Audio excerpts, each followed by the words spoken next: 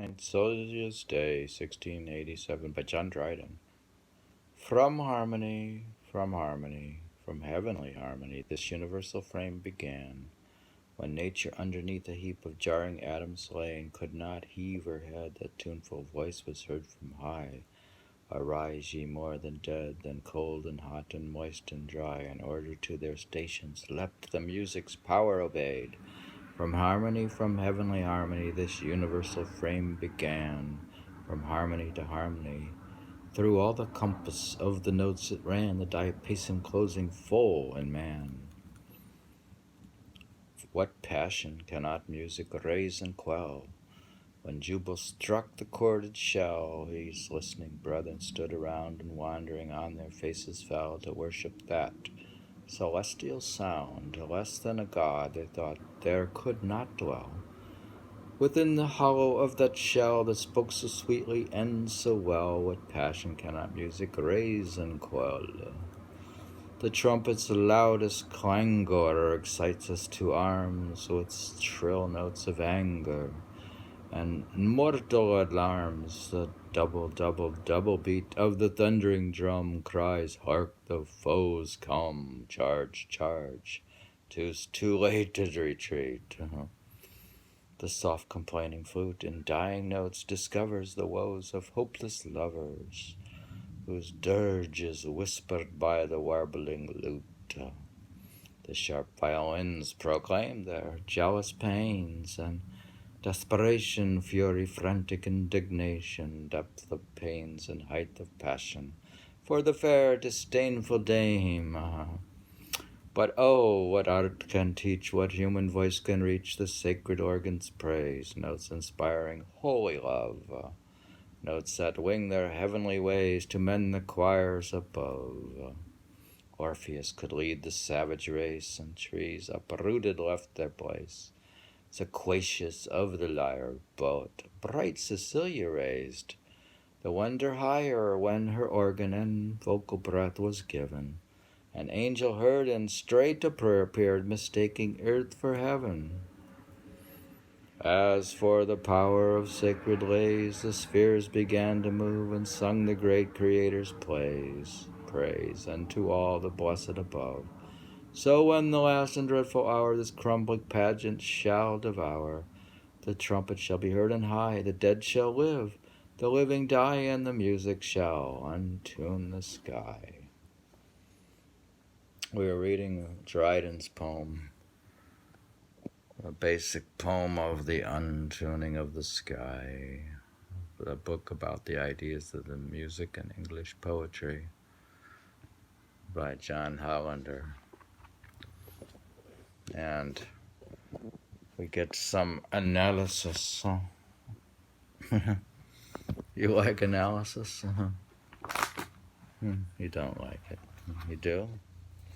But this guy here,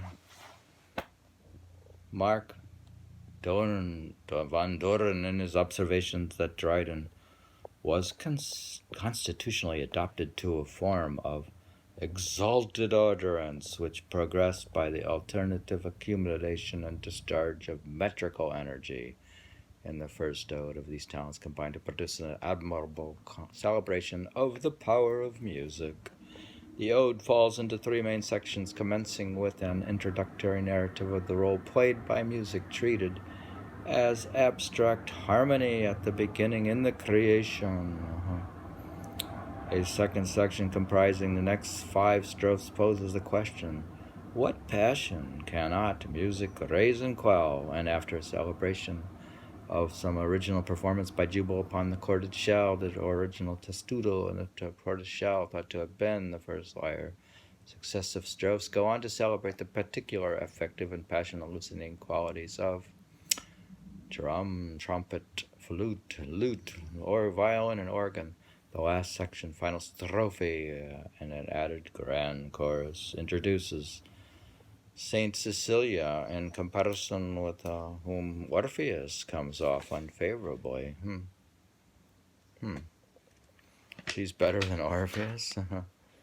Proceeds to complete the cycle whose commencement is invoked in the opening lines. Music by this time treated as the sounds of the ultimate trumpet blown by the archangel to announce the end of that second of eternity, containing all of human history, is seen as playing an equally effective role in the destruction as it played in the creation. From the beginning of the piece, exposition is activated by a kind of narrative excitement. From harmony, from heavenly harmony, this universal frame began when earth, nature, underneath a heap of jarring atoms lay and could not hear her head. Heave her head, the tuneful voice was heard from high. Arise, ye more than dead. Then cold and hot and moist and dry, in order of to their stations leapt, and music's power obeyed. What jars here is not disproportioned sin, as in At a Solemn Music. It's more solemn. Milton is more solemn than Dryden, but rather the atoms of chaos which associate themselves with the proper elemental status in order, quote, in order to their stations, under the organizing influence of harmony. Do you think the atoms get organized by harmony, by the celestial music? By the music of the spheres was creation made. While this seems only barely reminiscent of Marvel's recounting of music's creation of a world along specifically political lines, it suggests much more his treatment of Cromwell as Amphion in the first anniversary of the government under Oliver Cromwell, where the creative and wall-building music accomplishes its ends by ordering what had been chaotic previously. The conclusion of the opening strophe turns a connective from into a to, changes the meaning of harmony slightly. What is meant now is a melody, an interval, or more a chord instead of the abstract sense of harmony as order in the original and repeated lines. From harmony, from heavenly harmony, this universal frame began. From harmony to harmony, through all the compass of the notes it ran.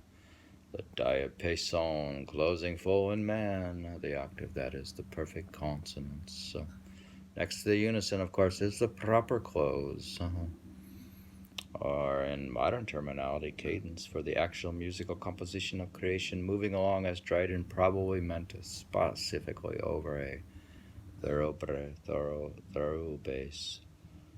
From harmony to harmony, man is that octave cadence, his shaping crown, the whole act of creation.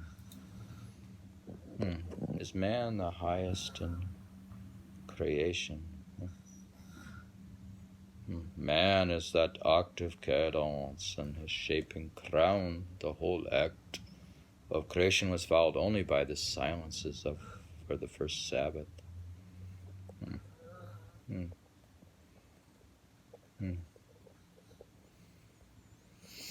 The central portion of the ode, employing separate sections for the celebration of the virtues of each instrument, holds more to the pattern of some of the earlier cantata texts. Obligatos on the appropriate instruments would seem to have been the order of the day, although Handel's setting, first performed in 1739, makes much more elaborate use of these than Dragi's original one appears to have done. Dryden does not seem to have kept in mind in composing his text that clear distinctions would be drawn in the setting between passages of recitative, aria, duet, and chorus, and his grand chorus is the only indication of a textual division that was obviously planned to correspond to a musical one.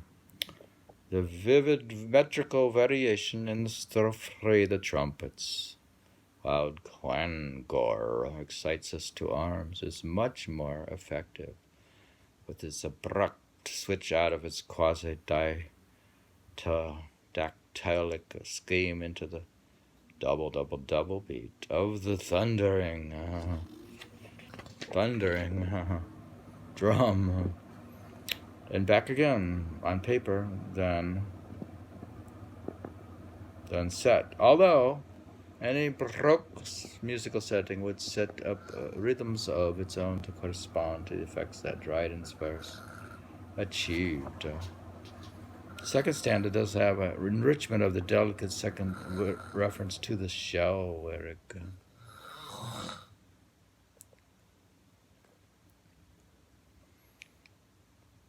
Less than a god, they thought, there could not dwell within the hollow of that shell that spoke so sweetly and so well. Where the overtones of the roaring sea shall seem implicit somewhat beneath the initial epitaph, but it is the concluding strophes, along with the first, that are of most interest here. The last one before the chorus complements Cecilia in some of the same terms in which countless fair singers during the preceding 50 years had been complimented.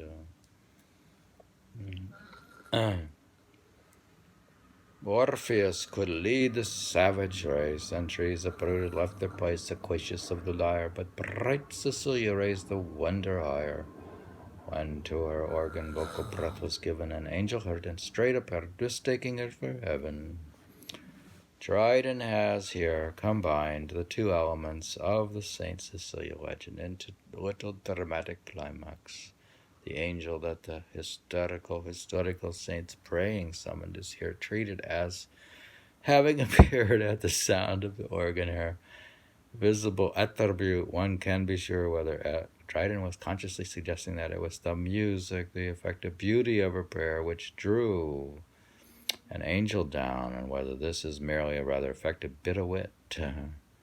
Dryden may also very well have appropriated Ben Jonson's line from the musical strife, but there is certainly sufficient tradition for the figure in the complementary convention to have allowed him to come upon himself quite naturally. The final chorus, which together with the opening brackets, the whole is of a more original stuff.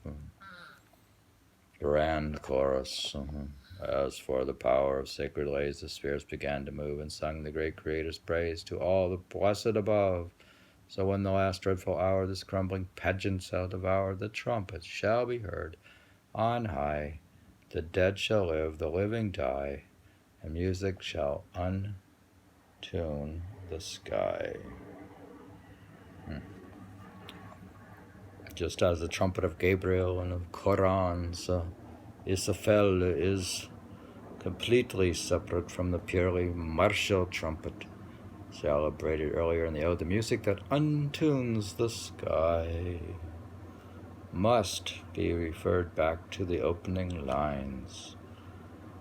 It is only as the dissolvent counterpart of the original ordering that we can make more than the most extravagant sense of the final line. Dr. Johnson wished that the antithesis of music untuning had found some other place. And he evidently found the penultimate line so awful in itself that he could not bring himself precisely to designate it. But I think that the music Untuning of the Sky is more than merely a figure representing the transcendence of music, even across the dissolution of the universe. We read Dryden's poems of St. Cecilia's Day and the Untuning of the Sky with analysis.